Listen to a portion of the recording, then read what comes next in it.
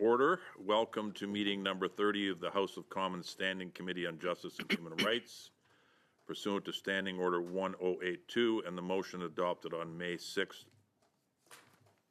I'm going to say that's 2026.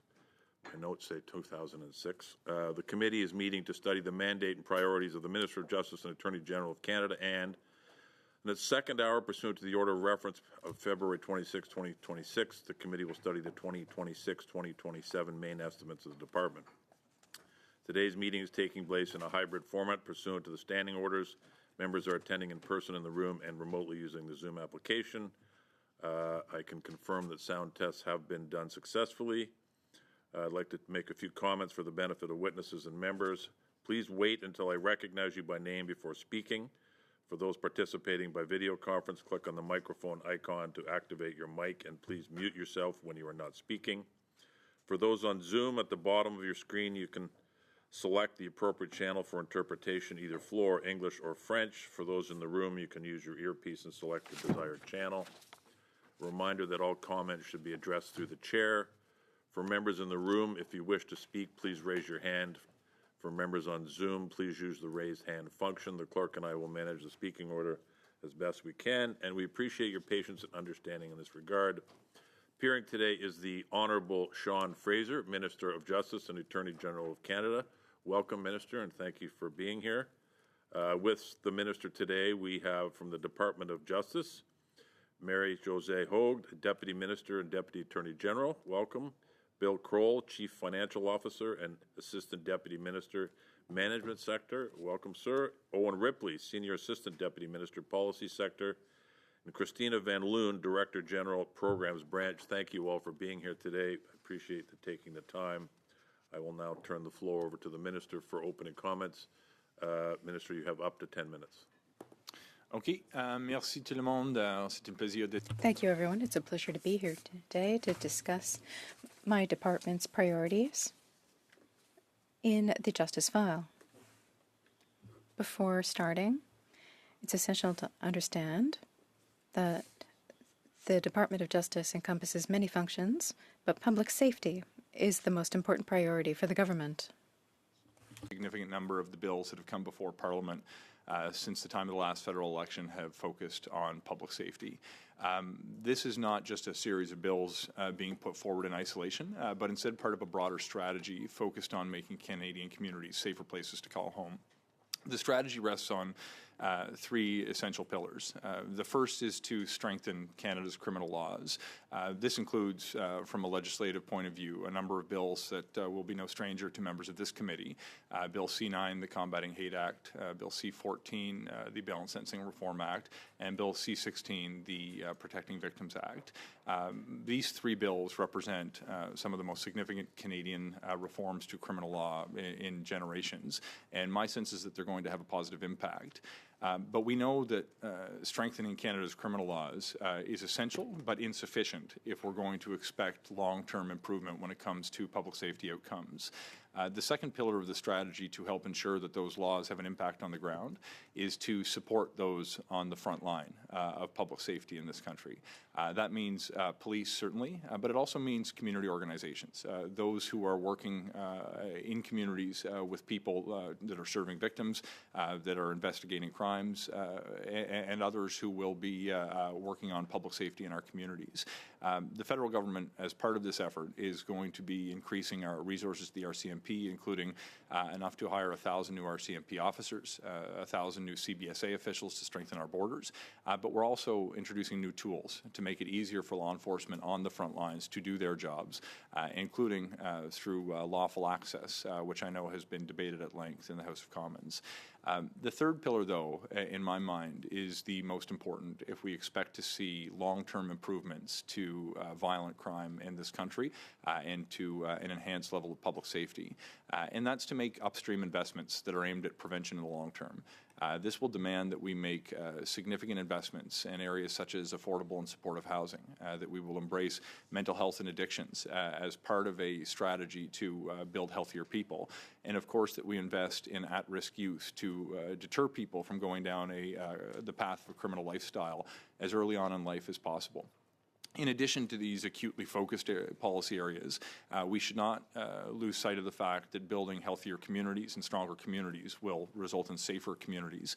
I view it to be important for governments to invest not only in policing or in programs that directly target at-risk youth, but to invest in the basics, whether it's recreational infrastructure, health infrastructure, the things that would make people feel that their community is whole and allows them to live life fully as a member of that community.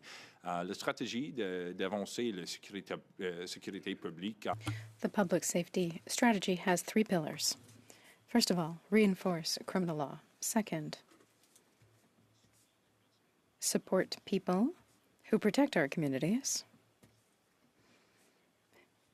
And the third is to invest in affordable housing, mental health, addictions, and support youth, and ensure programming for safe communities.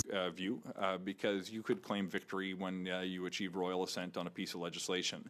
But the people that I talk to across Canada are far less concerned with the date of royal assent and far more concerned whether their kids can play in the streets. We have an opportunity to advance public safety in this country through the work of this and other committees, and I'm honored to be a part of it. Mr. Chair, I would prefer to leave a little time on the table to allow for questions from members, and I'm happy to take what questions members have. Thank you. Thank you, Minister. We appreciate that. Okay, we'll start the first 6-minute round with Mr. Brock. Thank you, Chair. Thank you, Minister. Thank you, officials, for your attendance today. Minister, the position and messaging from you and various other ministers, including Prime Minister Carney and former Prime Minister Justin Trudeau, have not aged very well. 2017, you appeared before the FEWO committee on December the 7th of that year, and you said as follows: on the issue of mandatory minimums and conditional sentencing restrictions, I don't know how we think we are better positioned in Ottawa with no facts or evidence to decide what a sentence should be than a judge who is aware of the facts and evidence in a particular case. Minister, also in 2016, you criticized mandatory minimum sentences by suggesting Ottawa legislators were not better positioned than judges with the facts before them. Now, you are Minister of Justice here in this 45th Parliament, defending a bill that claims to restore mandatory minimum penalties. What has changed? Thanks very much for the question, because I don't view my position when I was a member of the Status of Women Committee in 2017 to be at odds with the position, posturing, or language used since I've taken over this particular set of responsibilities.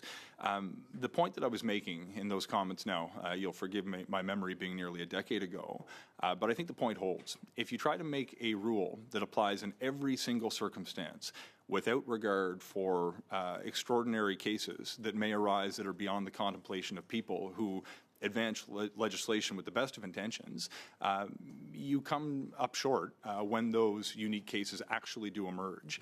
The balance that I think we've struck by restoring mandatory minimums that were previously struck down or that I believe were constitutionally vulnerable, but allowing some residual discretion where applying the mandatory minimum would be grossly disproportionate, allows you to deal with those oddities that would not necessarily result in what the public would view to be justice. Thank you, Minister. Do you now accept that Parliament has a legitimate role in setting mandatory prison sentences for serious crimes, yes or no? I've always believed that we have a role, but I think having some residual discretion for the court in certain circumstances is a useful tool. Why did your government vote against so many Conservative amendments to restore or protect mandatory minimums for serious firearm offences, sexual offences, child exploitation, extortion, and drug trafficking offences during clause-by-clause consideration in C-16? Now, one of the things that is important to understand is when we made a decision to move forward with the restoration of mandatory minimums with the residual discretion I've discussed, We had done it from the point of view that we wanted to protect the mandatory minimums that exist or that a court had struck down.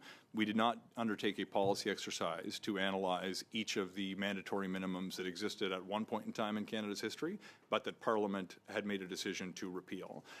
By saying that the laws on the books are going to be made constitutionally compliant and those decisions that have overturned existing mandatory minimums we could restore, I think we've taken the right approach. But to answer your question, the policy work for mandatory minimums that fell outside of that scope was not part of the formulation of the bill. And that's the problem, Minister. You have not touched mandatory minimum penalties that have been challenged, been upheld as constitutionally valid. Those are still in place, but you've actually weakened every single one of those mandatory minimum penalties by giving an escape hatch to accused and their counsel by making an argument that this would constitute an infraction under Section 12 of the Charter. To give you an example, Minister, name one, and I know you've never practiced criminal law, you've never been, I don't think, in a criminal forum before, whether it be trial court or plea court or bail court, but Minister, name one accused who's not facing his second, third, or fourth driving conviction who will not make an argument that a mandatory minimum penalty of 60 days or 90 days would not constitute cruel and unusual punishment, particularly if they are the breadwinner of the family. You have now opened up an argument to allow judges to undercut those mandatory minimum penalties that have consistently been upheld by the courts as being constitutionally sound. Now you've given them an excuse to go below that and, if necessary, impose a one-day jail sentence. Why on earth would you be weakening our current sentencing regime, particularly in the area of drinking and driving, when it is generally the number one or number two leading cause of deaths in this country? Why on earth would this government, who claims to care about public safety and community safety and rights of victims, why would you do that? With respect, I disagree fundamentally with your characterization of the position that we've taken, and I will not accept your invitation to start naming single accused who may have had cases before the court. I think that would be poor form for someone in my position. With respect to driving under the influence, I'd also remind you that one of the bills that's going through the parliamentary process restores as a potential penalty a prohibition on driving for those who've been convicted of driving drunk, for example. But on the fundamental point behind your question, you've suggested that this represents a weakening of Canada's criminal laws, and I could not more fundamentally disagree.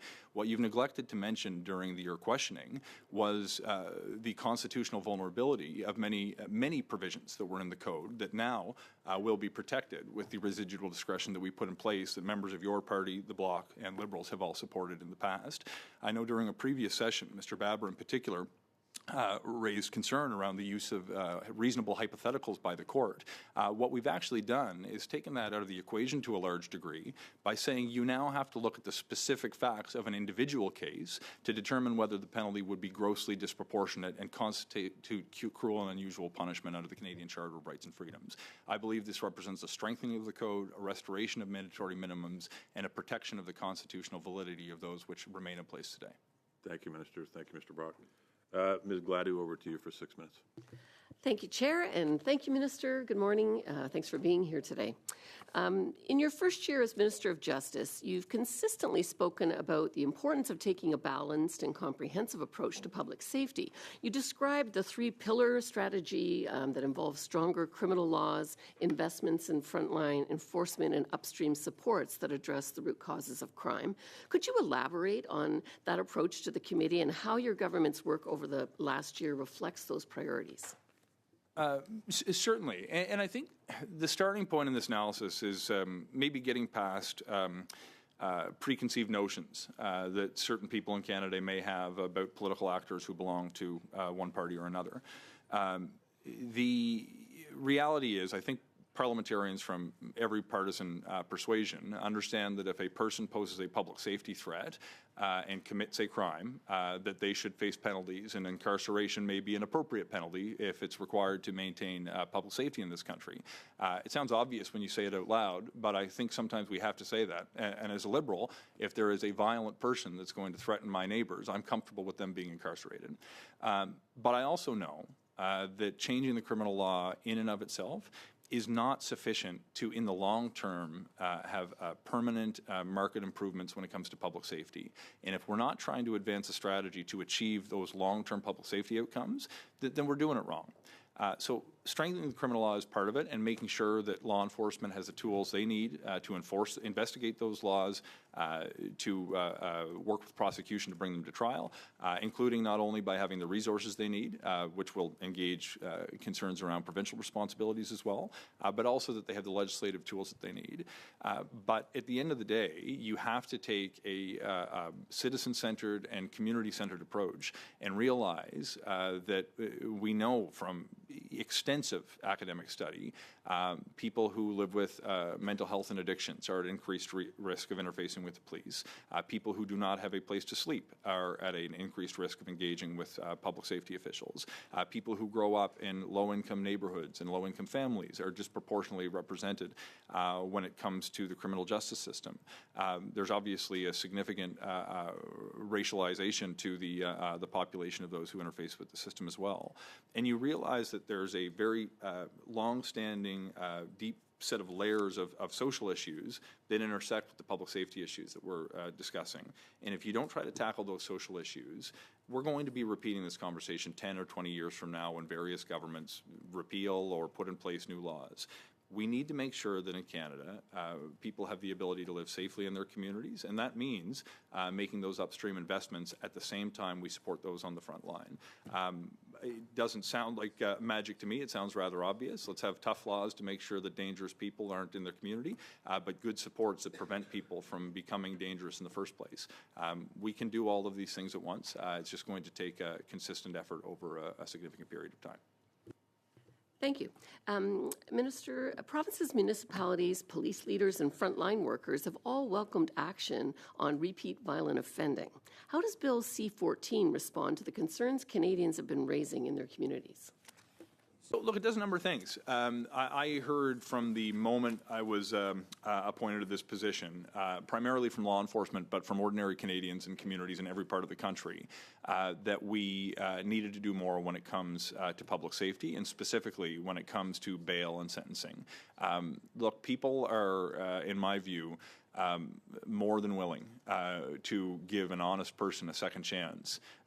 But when a certain individual is in the community for the 28th time being accused of a crime for which they've previously been committed, particularly if it's a violent crime, people are right to ask questions.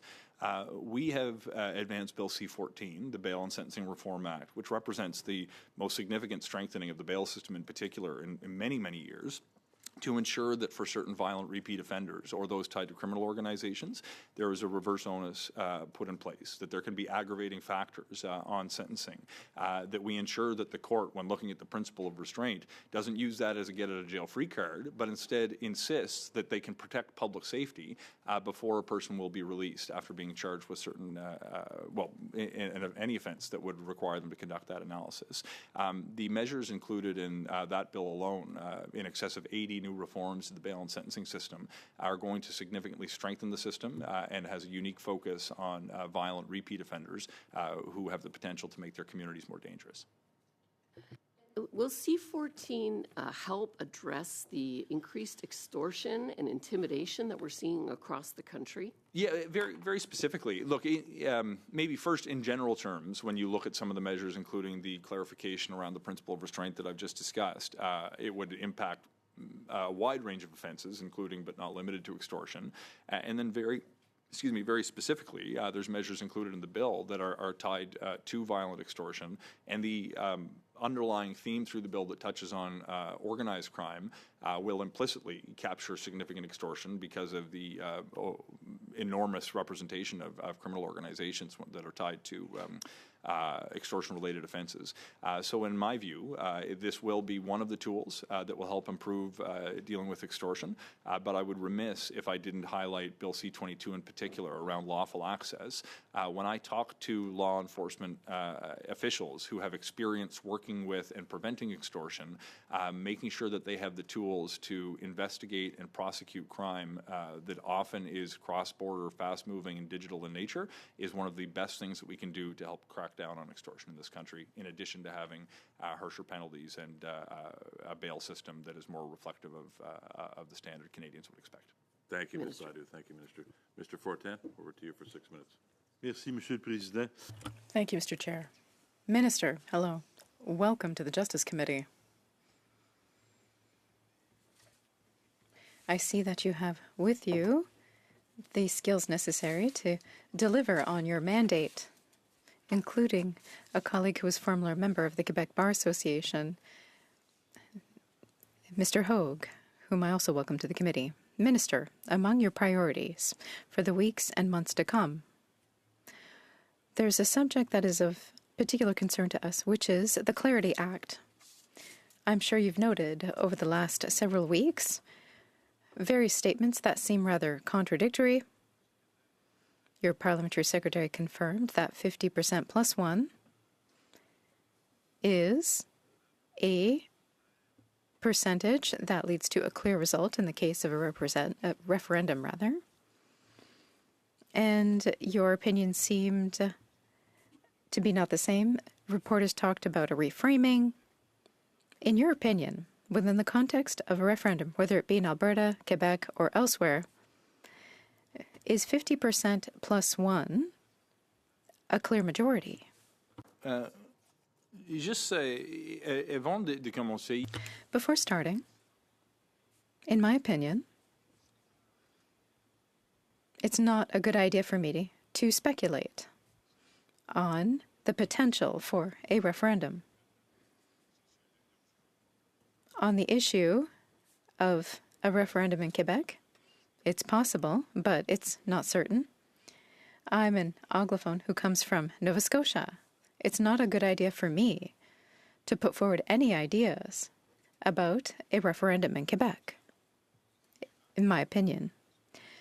There's no Canada without Quebec. There's no Canada without Alberta.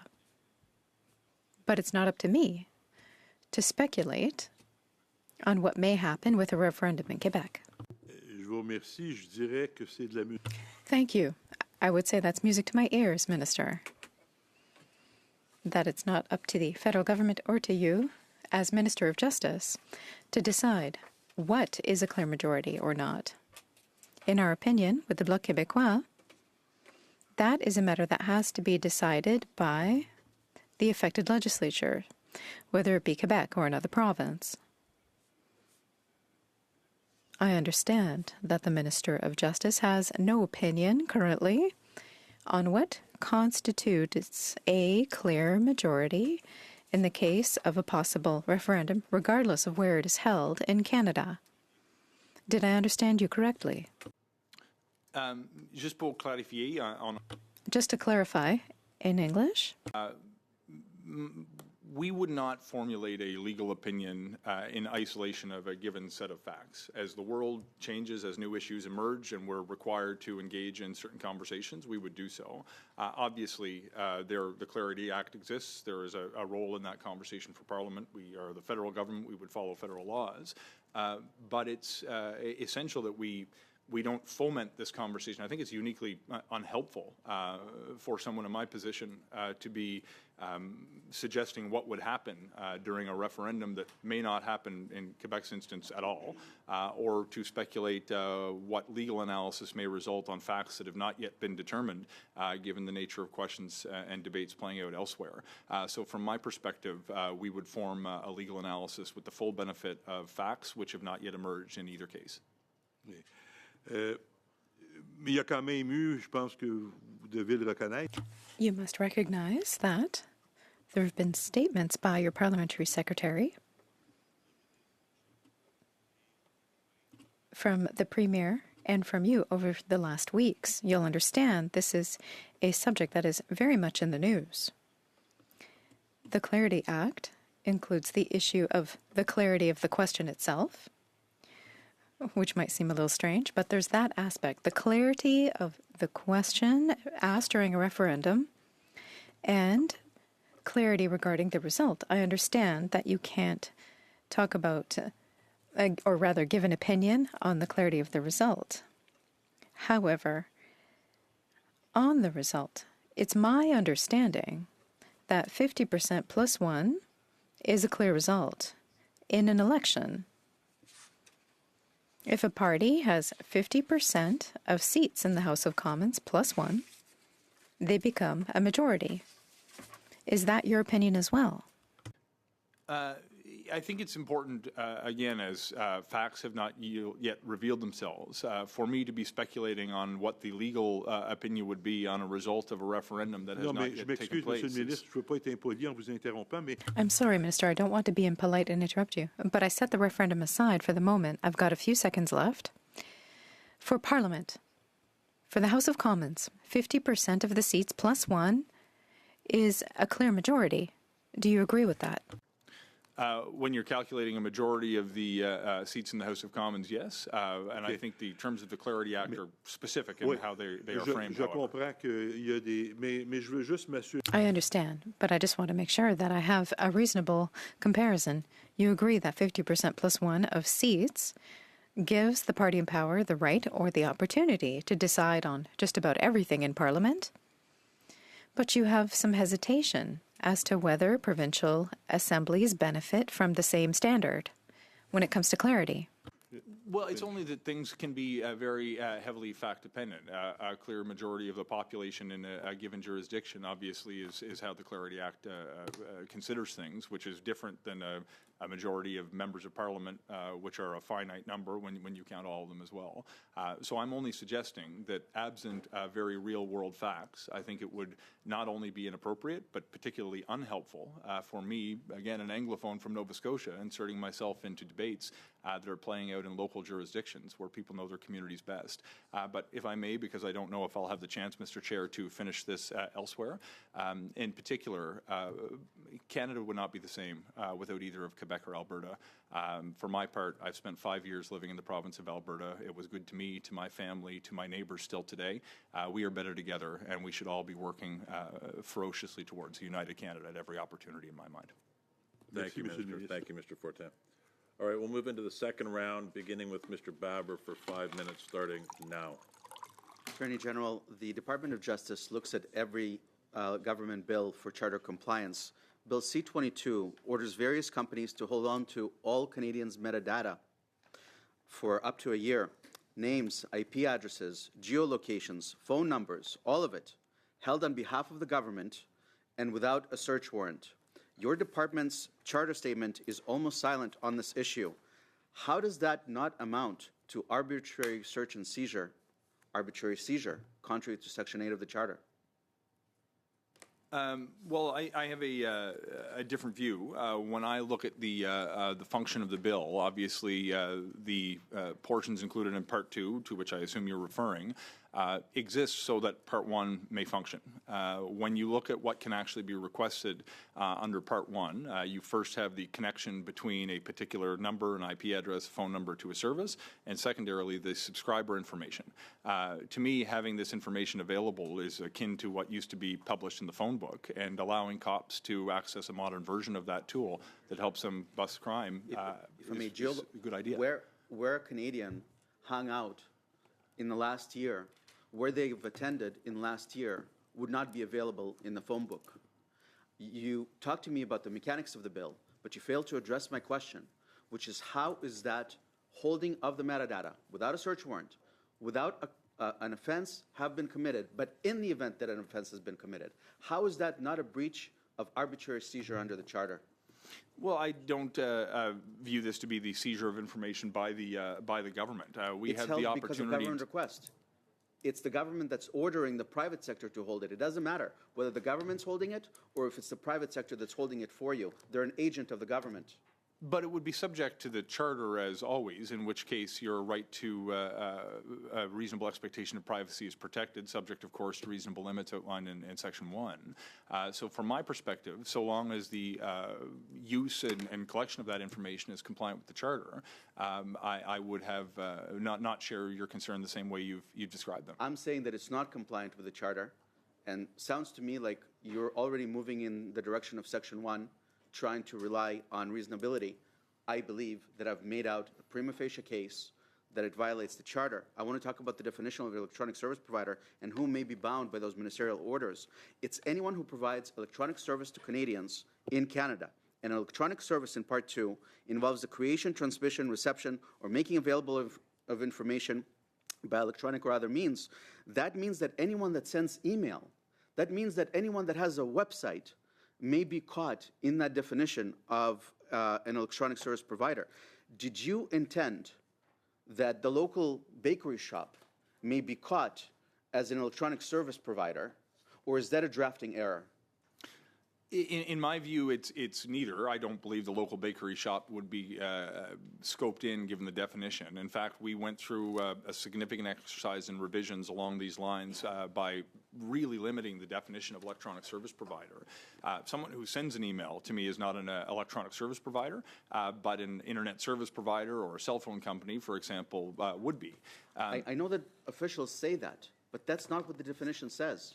It essentially says that anyone that makes electronic information available, so that could be a website, or anyone that transmits or receives information electronically may be caught by the definition. I think it's outrageous that right now C-22 is that widely defined. Online just harms? for Yes, please. clarity, there were in the initial version of the draft a significant number of other service providers that could have been captured by a much broader definition. We listened to the feedback, including from parliamentarians, to significantly reduce the scope to make clear we're not interested in the kind of information that might exist in a local healthcare practice or bakery. This is about the information that's going to help investigate and prosecute crimes that we can work with service providers, at risk of stating the obvious. I don't know what you're interested in today or what your government might be interested in tomorrow. I'm saying that right now the scope is very, very wide, and I believe that we should be addressing this at committee. Is online harms going to be tabled this June? I don't have a tabling date, and I don't want to speak for one of my colleagues who will be leading on that file. I don't understand why the Liberal government is so obsessed with policing speech and imposing censorship. Will online harms include a bringing back of Section 13 like existed in its previous version, where anybody who essentially takes offense to something said online can bring a complaint to the tribunal?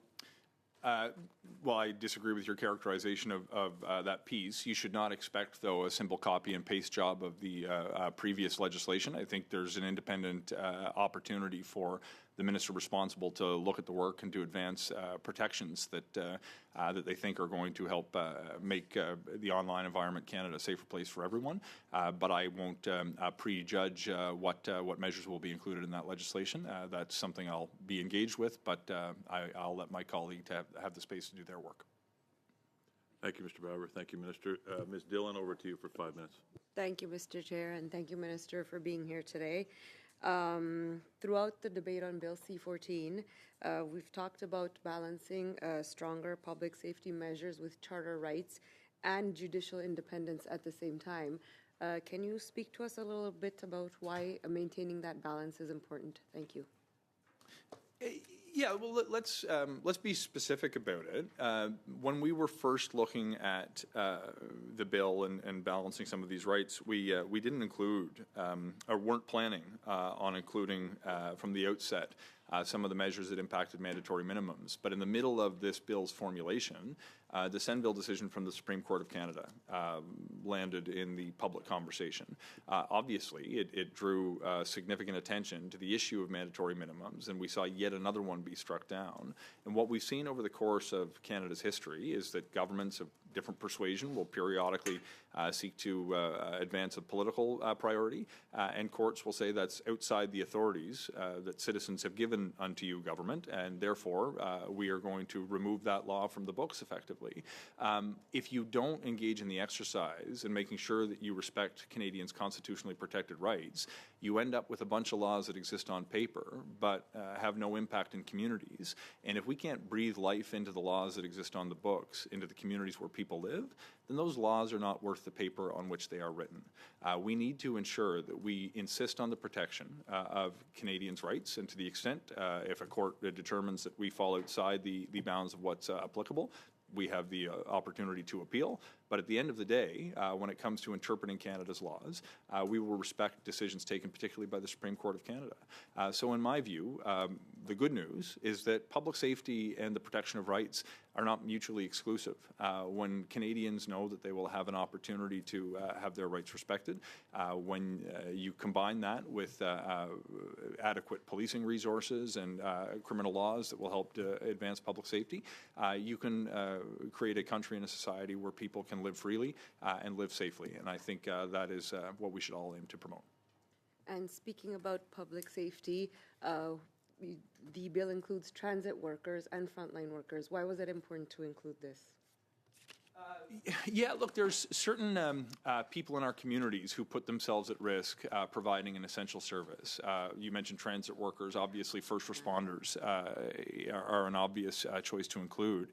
And before I articulate the reasons behind this change, I want to say thank you to my Manitoba counterpart, Matt Wiebe, for helping advocate for this as well. And we also have a Senate bill coming through on very similar measures that are attacking the same social harm.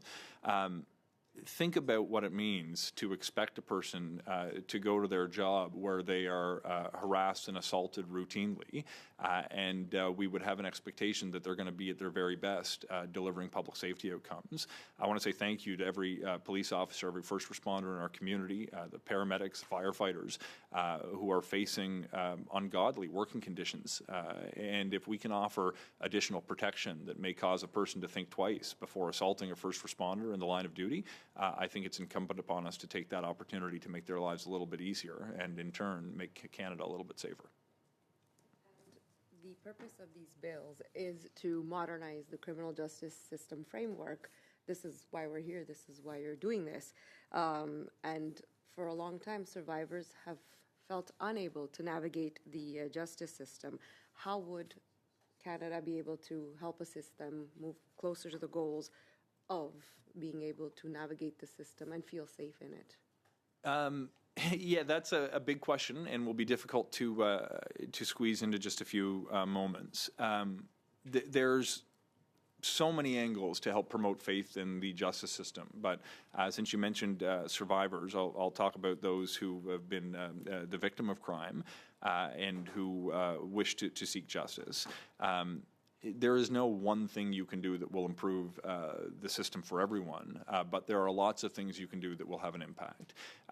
First of all, we have renovated significantly the Victims' Bill of Rights in Bill C-16, which makes clear what a person is entitled to when they're going through this horrific experience of having complained to law enforcement and being made to tell and retell their story, sometimes very traumatic, through the use of testimonial aids by proactively sharing information about what the experience could entail, making space for victims and their families to give statements on sentencing at parole board hearings, are all positive changes that I think are going to have an impact. But we also need to look at the actual system itself. Maybe there are delays that are resulting in cases being thrown out without a trial coming to its natural conclusion. In other instances, the challenges people have in navigating the system is far more basic. I hear as often about a lack of public transit for low-income families to a family court house somewhere in Canada, as I do about the evidentiary process in sexual assault trials. So access to justice and advancing access to the justice system varies enormously from individual to individual, from province to province, and I don't want to be too blunt, but you will see a series of measures included in each of these bills that are designed not only to strengthen Canada's criminal law, but to ensure those who've been victimized by crime and have survived to tell their story, that they have an experience that's more sensitive to what they've gone through. Thank you, Minister. Thanks, Ms. Dillon. Mr. Fortin, to you, sir, for 2.5 minutes. Merci, Monsieur le Président. Thank you, Mr. Chair. Minister, if I understood the answers to my questions on the referendum, well, I have a more general question. Should the Clarity Act apply or not? There was a press conference indicating that the Prime Minister was reviewing the issue as to whether the Clarity Act should apply. We were talking about Alberta at that time. One of the arguments he made was to say, listen, it's not on the vote or the program for the government. I didn't go check Madame Smith's electoral platform, but I suspect that the Prime Minister checked before making that statement. I look at that argument in the light of what's happening in Quebec. The Parti Québécois focused on the issue of Quebec's sovereignty. It's been on the first item of their platform since it was founded. Am I given to understand that the same reasoning does not apply and the federal government would have more oversight of Quebec's jurisdiction in the case of a referendum on sovereignty? Vos questions a des éléments différents. Your question has different elements to it. First of all, does the Clarity Act apply? Québec, ce n'est pas possible pour déclarer maintenant. In Quebec, it's not possible to make any statements about that right now. It's not impossible for a government in the future to advance the issue. Now, in Alberta, we have an issue, and I need to take the opportunity to consider the application of the Clarity Act. Monsieur le Ministre, que dans votre I understand, Minister, that in your assessment to determine whether or not it applies, the issue of whether it was included in a party empowers electoral platform is a central issue, no? It's one issue to consider amongst many, but that's obviously a very important political point for a voter to consider. The Clarity Act has several elements that it would consider in terms of the requirements for the federal parliament to take part in the process. But certainly, I think what people have campaigned upon is always politically important. Thank you, Minister. Thank you, Yes, Mr. Mr. Fortin. Minister. Mr. Lawton, to you for 5 minutes. Minister, thank you for being here. I'm going to start on Bill C-22, which has generated a huge amount of concern from civil society groups who I think quite justifiably do not trust your government to respect fundamental charter rights given your government's track record. And you keep coming back, as do your colleagues, to this line that when you force electronic service providers to retain metadata, it's no different than just having a copy of the phone book that someone could leaf through. The problem with this, and where it falls short, is that metadata is so much deeper than that. For example, location data. So why is where my wife and I went to dinner the other night, why is a Canadian's movement pattern, a Canadian who has been suspected or accused of no crime, why is that relevant to withhold and to force companies to withhold?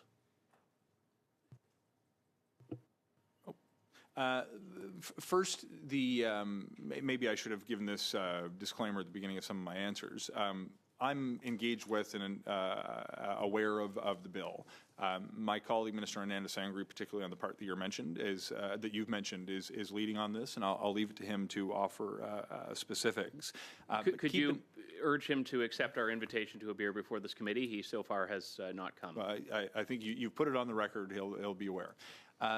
What's important to me is that we have protections in place that will allow people to know that their information is not going to be abused, but at the same time we catch up with the rest of the world to allow law enforcement to investigate and prosecute dangerous criminals who are causing harm to our country today. In my view, having a system that allows you to request information, but not a requirement that the information exists, would leave an obvious gap that would render the legislation ineffective. If there are proposals, and again, not speaking for my colleague, proposals that you will think will not eat away at the ability for law enforcement to do their job, but will offer superior protections to Canadians' privacy, we're members of Parliament. We have the opportunity to put forward proposals and amendments to bills. And I think that that would be, if you deem appropriate, the best use of our energy as a committee. When you say catching up with the rest of the world, though, this actually goes further. It goes into areas that other democratic countries have rejected in the past. And to be clear, I want law enforcement to have the tools available to do their jobs. And when I spoke to police chiefs in my riding and others in law enforcement, a lot of what they said they wanted is in Part 1 of the bill. They did not talk about wanting to force backdoors into these technological services, which is exactly what Apple and Meta and Google have said this legislation will force them to do to comply with the demands that your government is putting on these companies, which have vast amounts of Canadians' data. Well, I would disagree, and I think some of that may come from facts that are not known that are left to the regulatory powers included in the bill. I don't see the backdoor that people have become concerned with. Sorry to interrupt, Minister, but do you not believe it is justifiable to be concerned about where regulatory power that a bill grants regulators could go? Look, I think it's possible, but I think to the extent that you think that leaves a space for abuse in the future, that's the kind of thing that would be appropriate to propose suggestions to the minister responsible for the legislation for. But it would be essential that we expect the information that could be discoverable under Part 1 of the bill through the process I discussed with Mr. Baber, that information actually exists amongst the service providers who hold the information on networks that are being used to traffic in illicit and criminal behavior. But the indiscriminate retention Sorry, point of data. Of order, Chair. Yes, Ms. This Dillon. is not part of the minister's mandate. May I make a submission on this, Mr. Chair? Sure, go ahead. The minister himself touted this very bill in his opening statements. So for his colleague to try to bail him out because he doesn't like the questions potentially, I think is entirely inappropriate. Okay, Mr. Baber, this isn't just random speaking when you feel the urge, but thank you. Okay, thank you, Mr. Lawton. Go ahead. How much time do I have left? 45 seconds. Okay. So what we're talking about here is the retention indiscriminately of data that all Canadians hold, but forcing companies to build backdoors into it.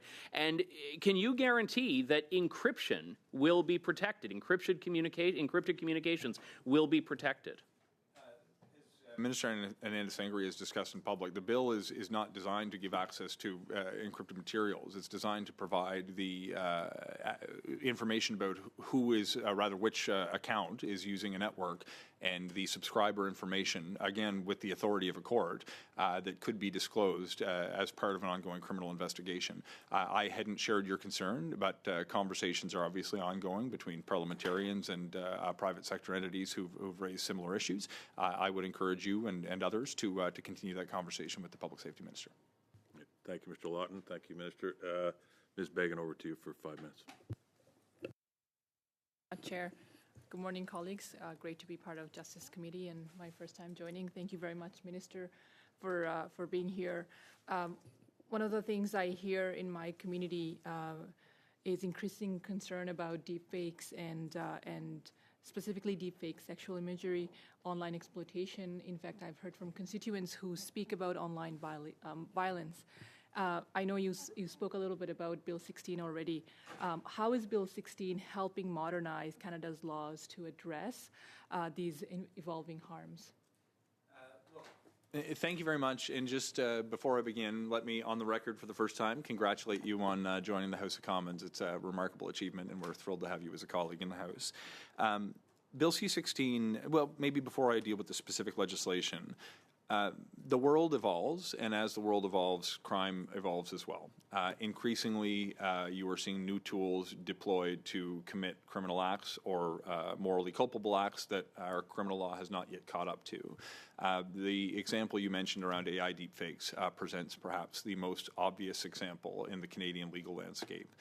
In my home province, just the last month or two, we've seen a judge draw specific attention when rendering their decision to the fact that the behavior, while morally reprehensible, did not constitute a criminal act because the use of AI to create a deepfake did not constitute an intimate image as defined by the criminal code.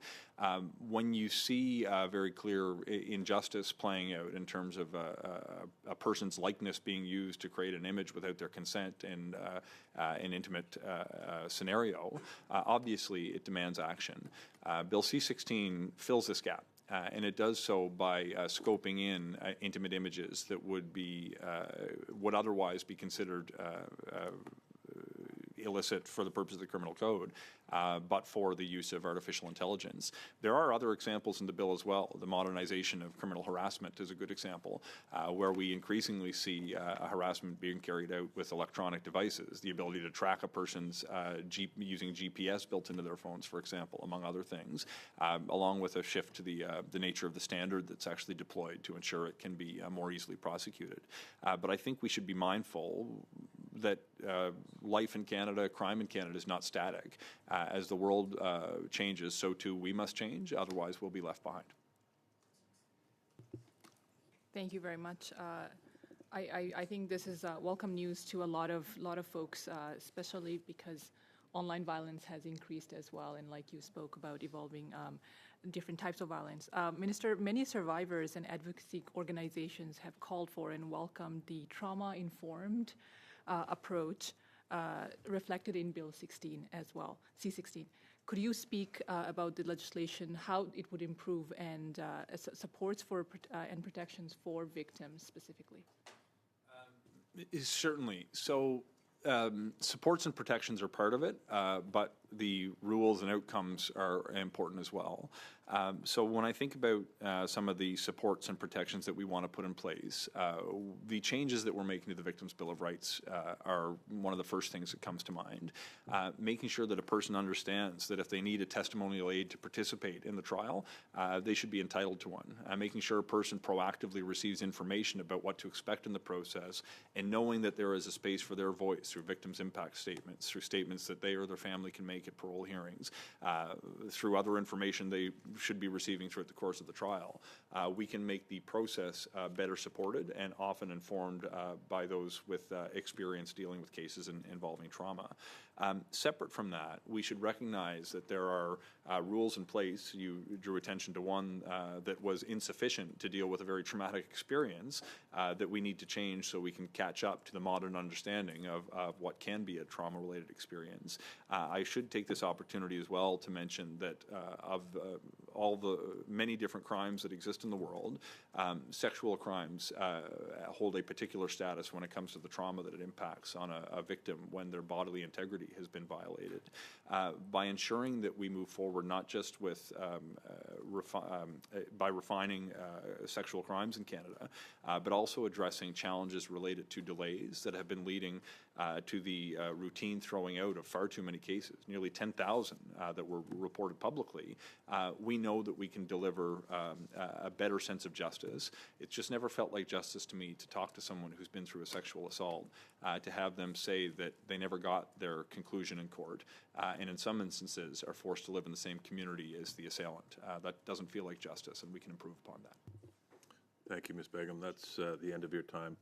We'll suspend for a couple minutes, then we'll start the second of our.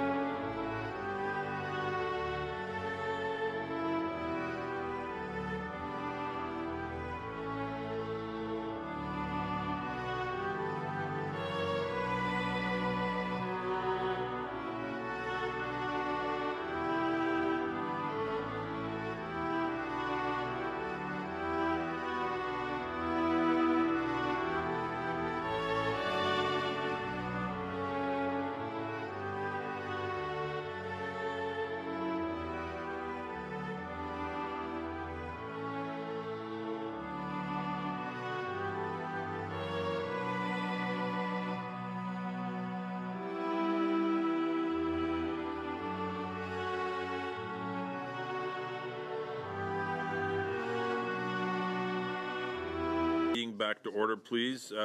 Welcome. This is the second hour. We will proceed with our study of the main estimates for 26-27 of the Department of Justice. We still have the Minister of Justice and the Attorney General of Canada present, along with the department officials, so thank you for staying.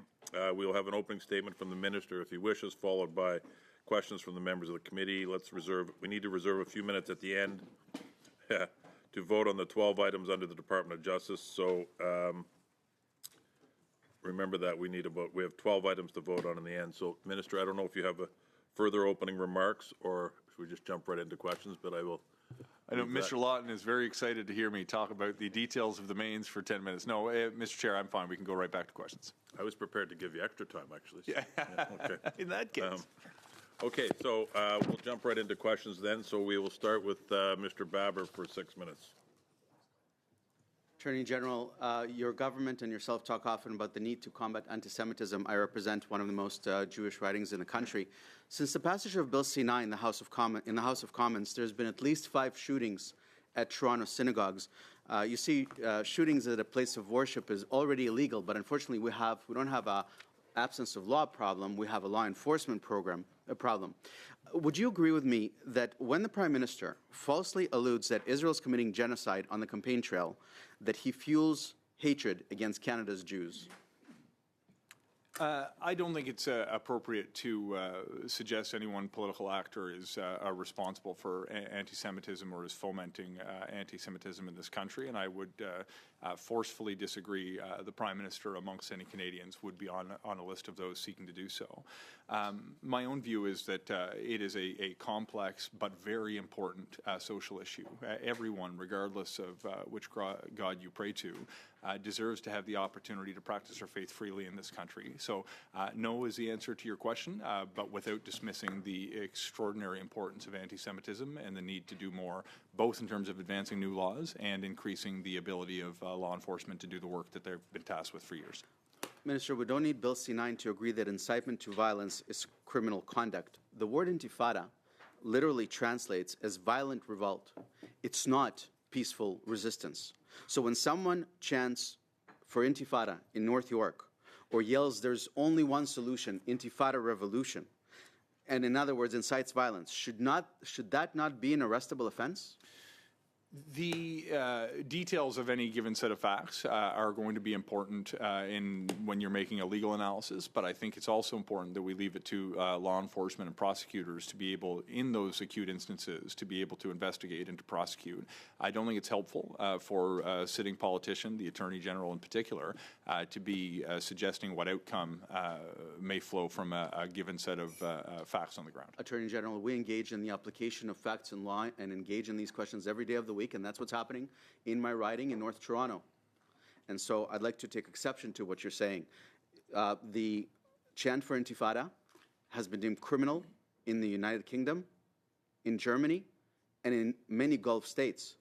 And I think it's outrageous that we all agree on the definition of what the intifada is, that it's not peaceful resistance, it's violent resistance. And yet somehow the Justice Minister has difficulty saying that incitement to violence, even though it cites a former word, should not be an arrestable offense. I'll give you another chance. You're taking some liberties with the perspective that I've shared. I'm not condoning an incitement to violence. What I'm suggesting is when you're dealing with a group of individuals who may make comments that could potentially constitute a hate crime in this country, having the sitting Attorney General discuss what outcome should result on a given set of facts is a dangerous behavior. I think it's important that the justice system operate independently of my office. Our system has been specifically designed to ensure that that independence exists permanently in this country, and I think it would be uniquely unhelpful if we adopted the practice that you see in certain other jurisdictions in the world of having elected officials suggest what the appropriate criminal penalties would be for individual cases. We have a different and better system. I wasn't asking for what the appropriate penalty should be. I was asking you if you believe that incitement to violence should be an arrestable offense. You're familiar with my private member's Bill C-257 to criminalize the willful promotion of terrorism. During Bill C-9, clause by clause, MP Housefather brought amendments to essentially effect the passing of my bill, but then subsequently withdrew them. The Association of the Chiefs of Police has explicitly endorsed the passage of such bill to address a significant deficiency in the law. So will you work with me to adopt the passage of my bill to criminalize the willful promotion of terrorist activity or terrorist group? First of all, I think I want to thank you for drawing attention to Mr. Housefather's work on this particular issue. He's been a champion for his community and for the Jewish community across Canada, and I want to say thank you with him present in the room. With respect to your bill, I don't want to prejudge what outcome would result. But the reason that I wasn't comfortable including it in the previous piece of legislation is that we hadn't done the same policy work on the issue that you've just raised that we did on the measures that were in fact included in the bill. To the extent that this or other committees wishes to identify the best path forward, I think that would be a useful exercise. But I don't want to suggest there's a preordained outcome in terms of a given issue in advance of that policy work being done. Amendments, if Mr. Housefather's amendments were before this committee, then there was some work done. I know that the MP for Eglinton Lawrence has done some extensive work on this issue as well. Just to confirm the timeline here, I brought a bill, Bill 257, to criminalize the willful promotion of terrorist activity, terrorist group. Subsequently, at Bill C9, we saw almost identical language from MP Housefather. We went back to negotiate additional changes to his language, and subsequently, I understand that he was instructed to withdraw the amendments. Could you please tell me, why did the department blink, and why did we not pass these amendments in C9 if they were already before the floor? Why was Mr. Housefather made to withdraw these amendments? So, look, I'm not aware of the, you described it as the department blinking. I'm not aware of any such moment in time where this took place, and individual committee members will have discussions with one another, with other actors within the government. I would disagree with your characterization. I don't think I have the authority to make any of my colleagues do anything, if that was the insinuation. What I meant to say when I offered my explanation earlier was, before we came back to Parliament in the fall after last summer, we had spent a considerable amount of time and energy conducting deep policy work to understand the expected outcome of different changes that we were proposing to the criminal code in Bill C9. I have confidence that the measures included therein, with the benefit of amendments that came including from this committee, is going to help combat hate in this country and make our community safer. With respect to the item that's included in your private member's bill, that wasn't part of the set of issues that we examined to the same degree and with the same rigor as we did before Parliament resumed in September of last year. Thank you, Minister. Thank you, Mr. Bauer. Welcome, Ms. Medema, to the committee, and I'm going to give you the floor for 6 minutes. Thank you very much, Mr. Chair. Good morning, everyone, and thanks for having me. This is my first time at Justice Committee. As a fellow Atlantic Canadian Caucus member, I'm really happy to see you here, Minister Fraser, and talk a little bit about what I think must be a pretty happy part of your portfolio, which is being the minister responsible for the Atlantic Canadian Opportunities Agency. I've heard a lot from my constituents in my riding of Halifax on the importance of crime prevention, inclusive community spaces, public safety in building really thriving, strong, and resilient communities.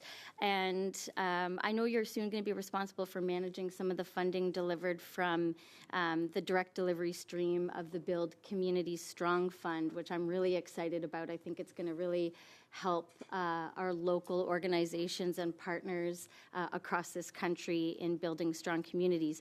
Can you please tell us a bit more about who will be eligible for this funding and any details about the process to apply? Yeah, look, thank you. And it's rare that I get an ECHO question, and you're right. It is all issues we get to work on, no matter how difficult, you still find rewarding, even if they may not be happy issues, to use the phraseology that you've chosen. First of all, maybe before the mechanics of the Build Community Strong Fund, there's a message was left with me years ago. I was during a visit to Iqaluit for work, and one of the gentlemen who works for the government was talking about an aquatic center that was put up in the community, and the community had a big discussion about whether it should go forward. And he said his wife had said to him, which he shared with me, that when it comes to kids, you either give them something to do or they give you something to do.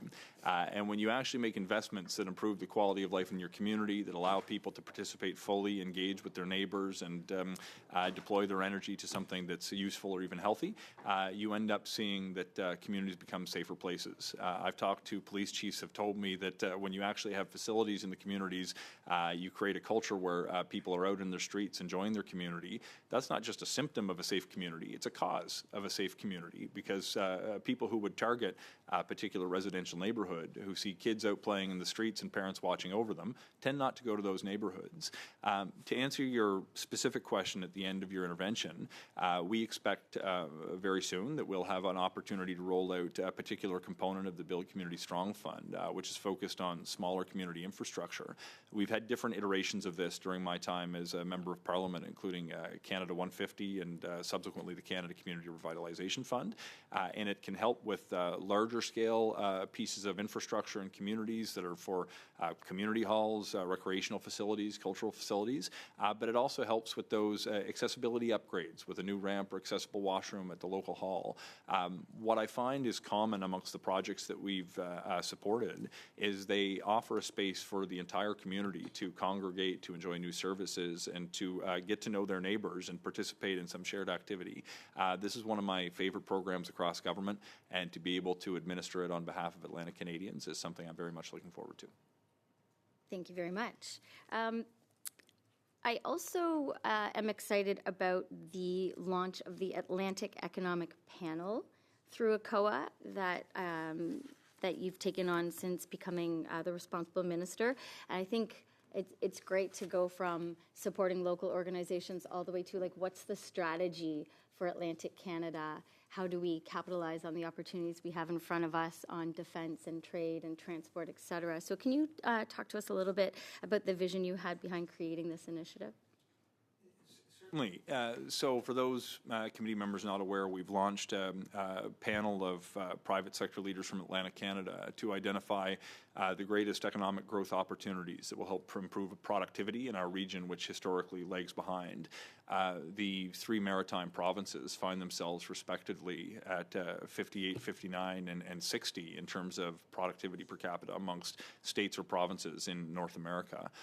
We need to do better. This is what motivated me to run for office in the first place, and having the advice and perspective of private sector leaders whose reputation is unassailable is going to help identify the biggest opportunities. Some of the conversations I've been having adjacent to the panel, which you would see in Halifax, MP Miedema, I've made the mistake I usually correct others on, is remarkable. Think of what Halifax is doing in defense. It's not just the shipyard. NATO, looking for a defense innovation accelerator, chose Halifax. The startup community, not just in Halifax, but across Atlantic Canada, is remarkable in the defense space. Obviously, primary industry continues with forestry, fisheries, agriculture, mining, but we have massive opportunities to increase export and to embrace AI in particular as a growth strategy with some of the work that's going on at Dalhousie University in your constituency. So from my perspective, getting, and I should mention before I finish, the renewable energy opportunity with offshore renewables in particular, providing a game-changing economic opportunity like we've not seen in my lifetime. The panel will help shine a light on what these opportunities are, but also offer validation based on many decades of collective experience of the panel's membership. Thank you very much. Thank you. Okay, so over to Mr. Fortin for 6 minutes. Merci, Monsieur le Président. Thank you, Mr. Chair. Minister, earlier we talked about the matter of determining what's a clear majority as part of a referendum. I wanted to know if 50% plus one was enough or not.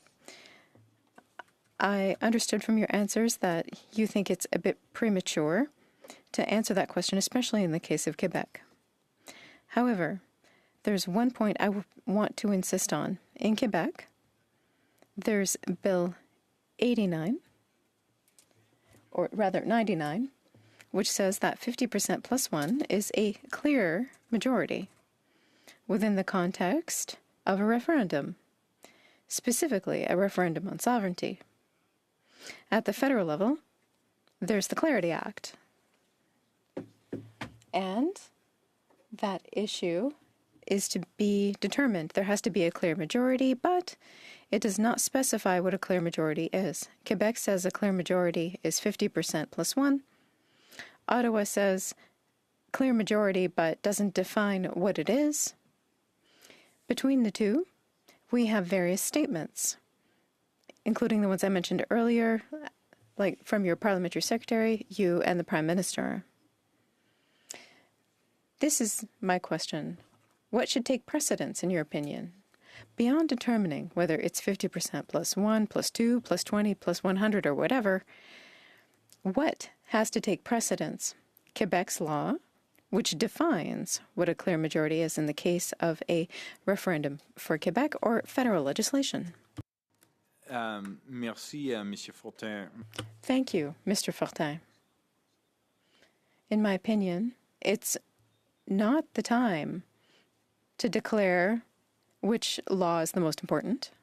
Appropriate for me, in the absence of a question coming forward, to be declaring which laws would take precedent or how an individual law would be interpreted. I am hyper aware of the importance and political sensitivity of this conversation in at least 2 Canadian provinces today, and I don't want to do anything that will foment this conversation from going further, because I believe the removal of either Quebec or Alberta from the Federation would be a social and economic disaster for which the country would never forgive itself.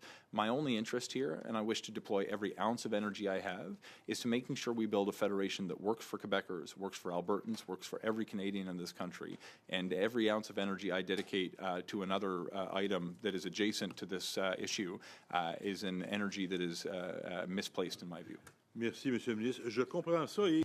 Thank you, Minister. I understand that. And what you've answered is the arguments that were used in 1980 and 1995.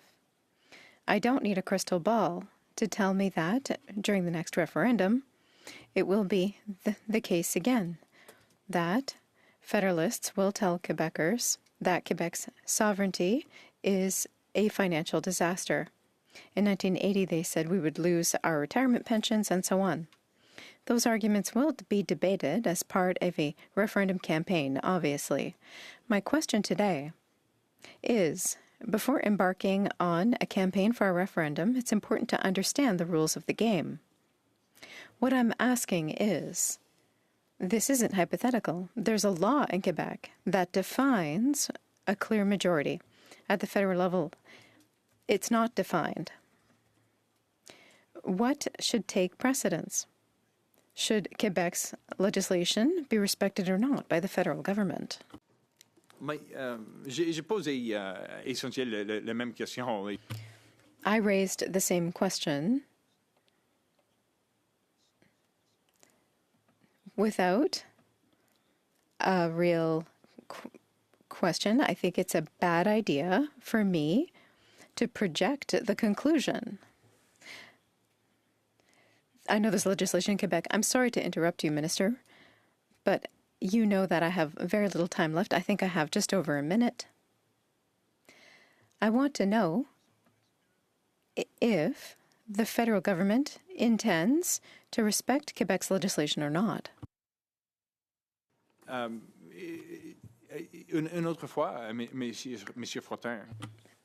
Again, Mr. Fortin, it's not up to me to state a preference for federal legislation or provincial legislation. It's important for any government to respect the law in general. It's not appropriate in the absence of a real question. There is a real question, Minister. There's a law in Quebec, there's a law in Ottawa.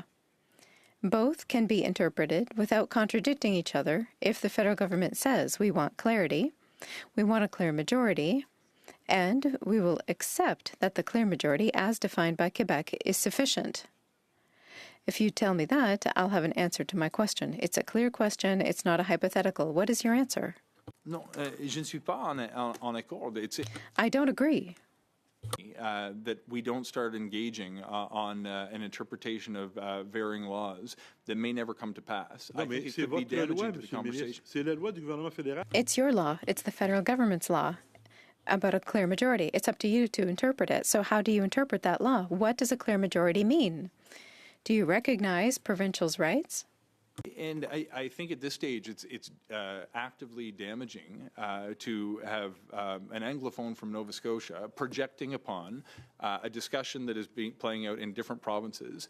If it comes to be that there is no question on this, though that would be my strong preference, I think this is a conversation that should be first and foremost played out in the jurisdictions who have concerns about their autonomy within a united federation versus seceding from Canada altogether.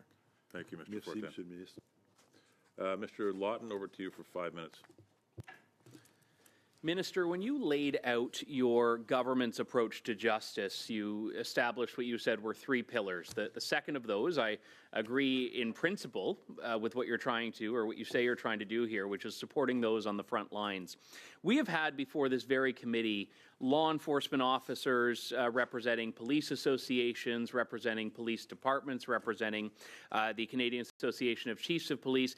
Every single one of them has said that your government's firearms confiscation scheme should not be a policing priority and will not improve public safety. Why is this still a priority for your government when almost every police service in the country wants nothing to do with it? Thank you, Mr. Lawton. With respect, this is a file that rests with one of my colleagues, again, the Minister of Public Safety. Yes, but he doesn't know what a firearms license is, so I'm asking you, sir. You can continue to put your questions to him in that regard. However, we did make a commitment to Canadians that we would advance this particular priority. We work very closely with law enforcement, who I'll note, including the Canadian Association of Chiefs of Police, which you referred to, is supportive of the criminal justice agenda that I've described during that opening. But with respect to questions that are entirely on a colleague's portfolio, I'll defer to their answers.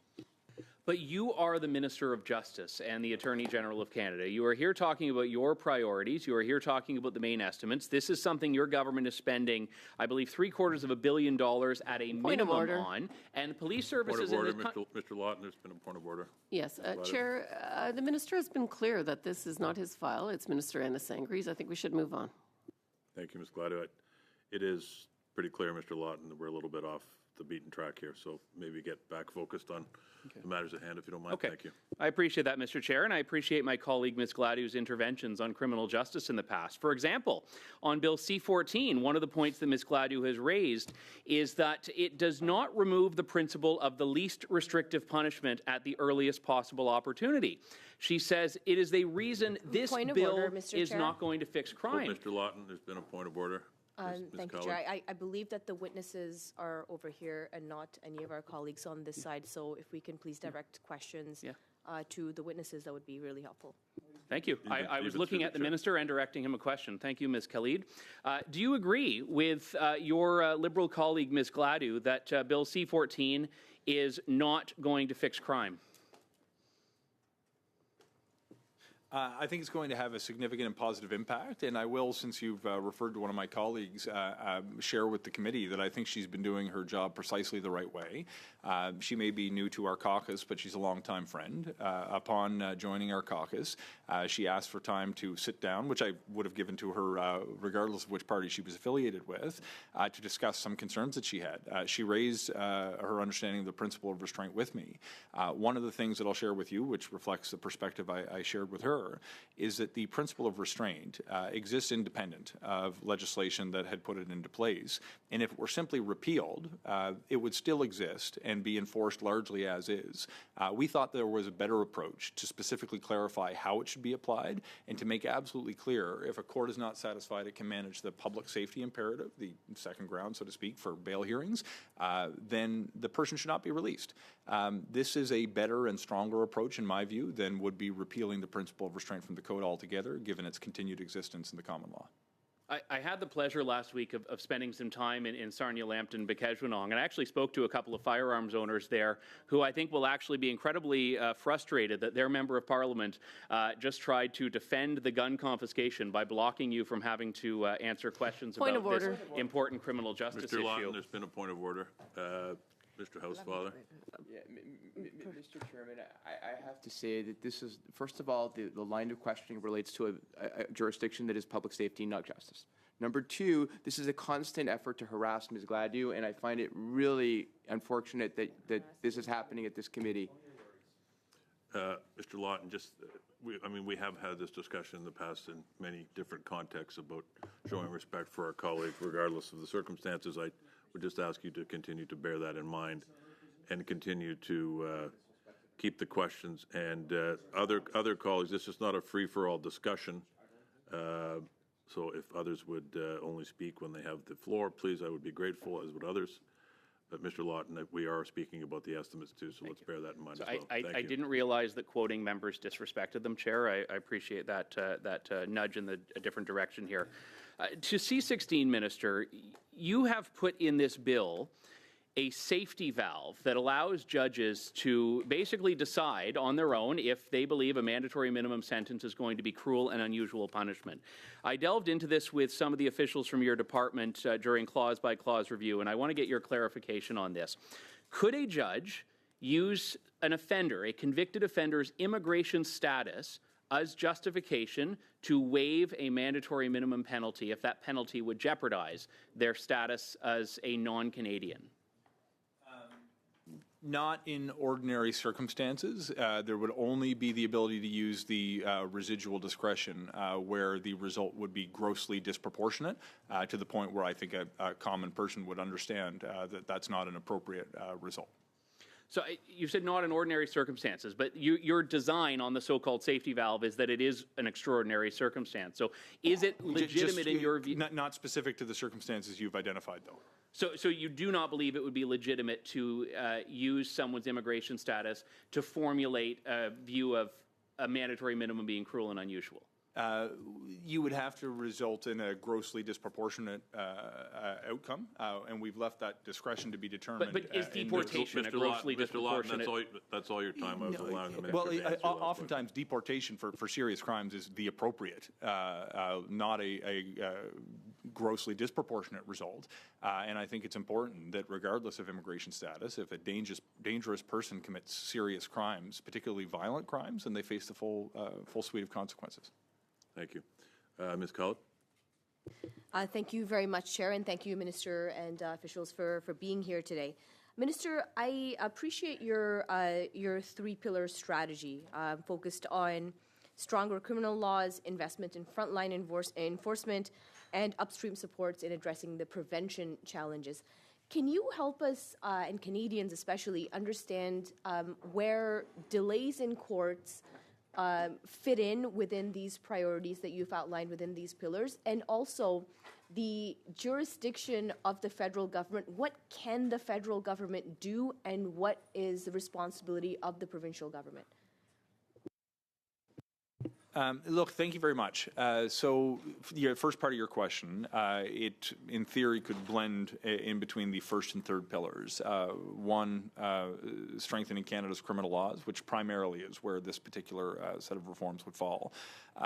Because by dealing with some of the issues around delays, you have the opportunity to, in fact, ensure that justice is served in circumstances where cases may currently be dismissed for delay, and the strengthening of Canada's criminal laws will have a very direct result in more cases going to trial, and presumably more people who've committed a crime being convicted.